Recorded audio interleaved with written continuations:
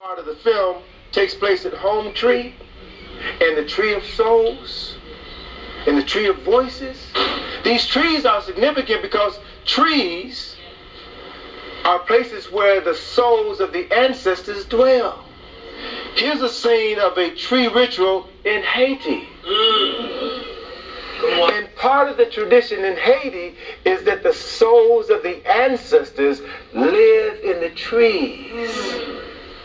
So they perform some of their most important rituals around certain trees where the spirits of their ancestors dwell. So if you think about the history of Haiti and their struggle for freedom against the French, and then being forced to pay reparations to the French that they defeated.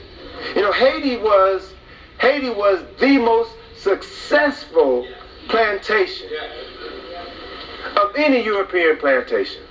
The most successful. And so when Toussaint Louverture and Dessalines, when they defeated the French, the economy of France nosedived.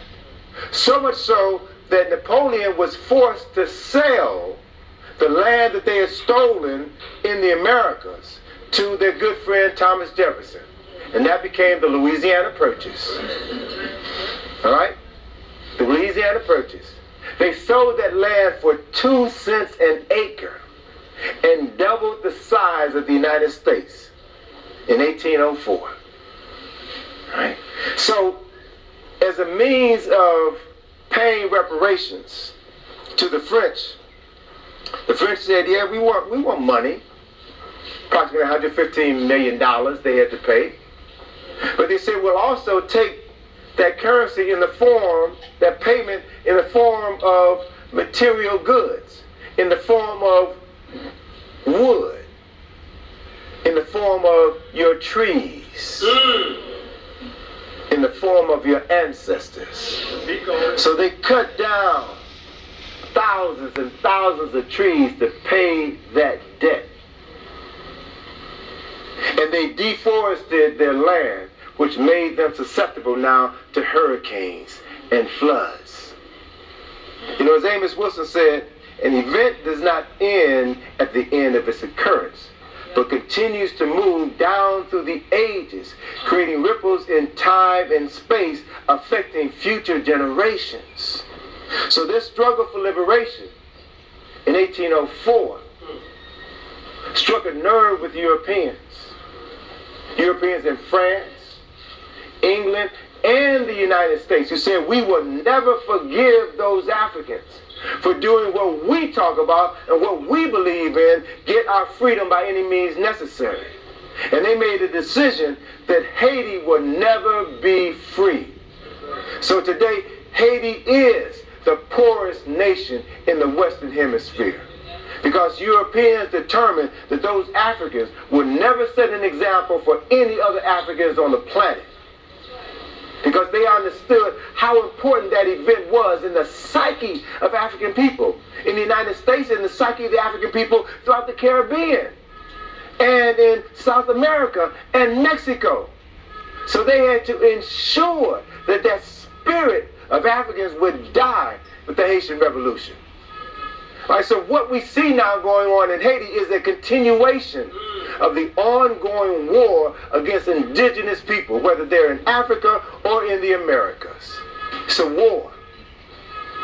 And the people who are at war against indigenous people have no respect for you and no respect for your God, your deity. And the whole idea centers around destroying your racial memory, destroying your spiritual memory, so that you would never empower yourself to do the things that your God or your goddess put you on this planet to do.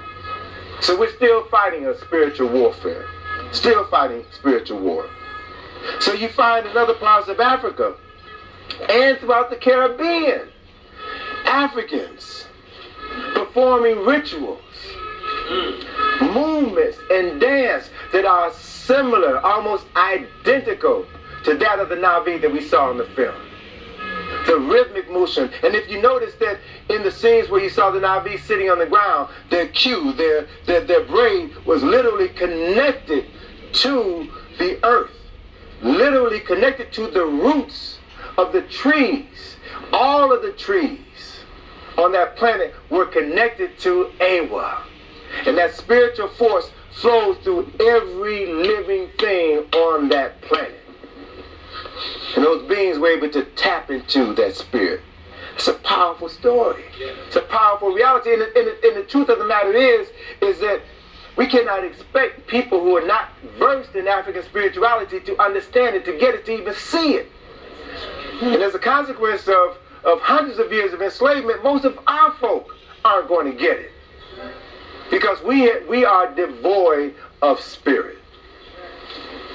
So, the earlier reference that I made to Colonel Quaritch, concerning the destruction of the Navi deity and the erasure of their cultural memory was the goal of every colonizer, every discoverer of African and Native people. Historian Dr. John Henry Clark summed up 500 years of colonial oppression in a very famous statement when he said, "They laughed at your clothes and made you change your clothes. They laughed at your names and made you change your names. But most importantly, they laughed at your God and made you change your God."